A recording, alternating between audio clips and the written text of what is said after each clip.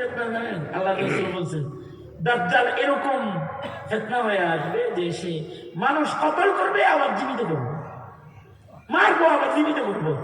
হাসিনা তো খালি মারছে, জীবিত করছে ওরে। কিন্তু দাজ্জাল কতল করবে আবার জীবিত করবে।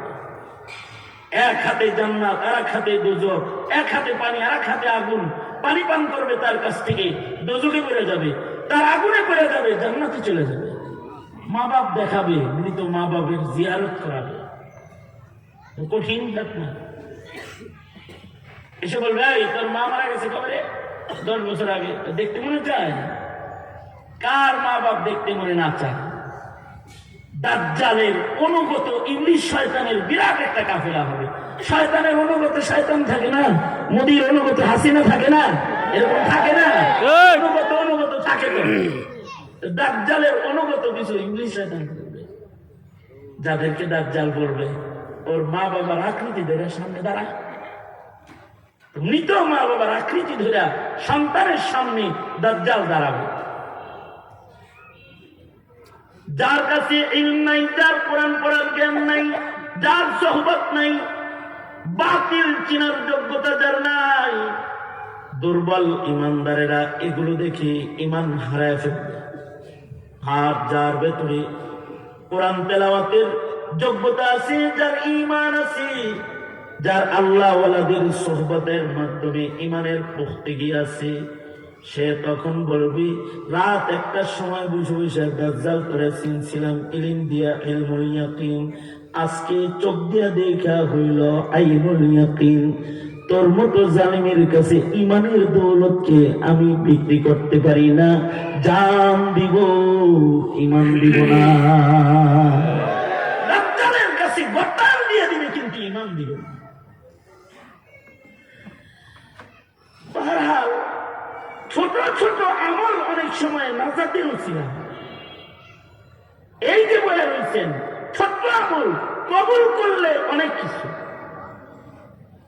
আল্লাহ যেন কবুল করে নেয়। আমিন। ওই একই অধ্যায়ে আর একটা ঘটনা আছে। এক দোকানদার রে আল্লাহ তাআলা মাফ করে দিয়েছে। দোকানদাররা ফালতু ছিল, জালিম ছিল, ব্যবসায়ীকে আর কি। কেন মাফ করছে? এই দোকানদার তার ম্যানেজারে বলছিল যে তোর কাছে যদি কোনো ফকির আসে যার পকেটে টাকা নাই কিন্তু জিনিস পছন্দ হয়েছে, বিনিময় ছাড়াই মূল্য মাপ করে জিনিসটা দিয়ে দিস। আর তোর কাছে যদি কোনো ধনী মানুষই আসছে পয়সাওয়ালা, কিন্তু আছে না বেতন 15 তারিখে, বাজারে গেছে 1 তারিখে, 10 দিন পরে পাইবো আর কি, যদি চেয়ে ফেলে তাহলে আগেই বলিস অসুবিধা নাই, পছন্দ হলে লয়ে যান, যখন টাকা হাতে আসে তখন দিন, তার উপরে ইহসান করবি। একজন রে ক্ষমা করবি, যার পকেটে টাকাই নাই তারে বলবি তোর দাম দিতে হইব না জিনিস তো, আর যে পয়সা আনে নাই তারে বাকি দিবি। বাস এই 2 গুণ, ইহসান ও ক্ষমার গুণ, এই 2টা গুণের কারণে এই লোকটার ইন্তেকাল হয়ে গেছে। মহান আল্লাহ, আল্লাহর রাসূল খবর দিয়েছেন, আল্লাহ তাআলা ফেরেশতাদের বলে আমার বান্দারে মাফ করতো, আমার বান্দারে উপকার করতো, ইহসান করতো, আমি শানওয়ালা মালিক ওকে মাফ না করে পারি না। আমি শানওয়ালা মালিক ওর উপরে ইহসান না করে পারি না, ওরে গুণটার কারণে ওরে মাফ করে দিলাম। রহমতের হাত বাহান আমি জোয়ার। আমাদের জিন্দেগিতে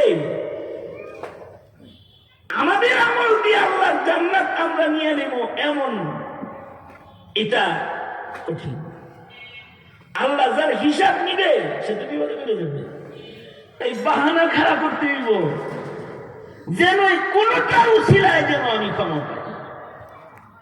দোয়া করুন দারুল হকের আয়োজনের মাহফিলটার এই বাহানায় আমাদের জীবনের অনেকের গুনাহ খাতা যেন আল্লাহ তাআলা মাফ করে দেয়, আমাদের সবারই যেন মাফ করে দেয়।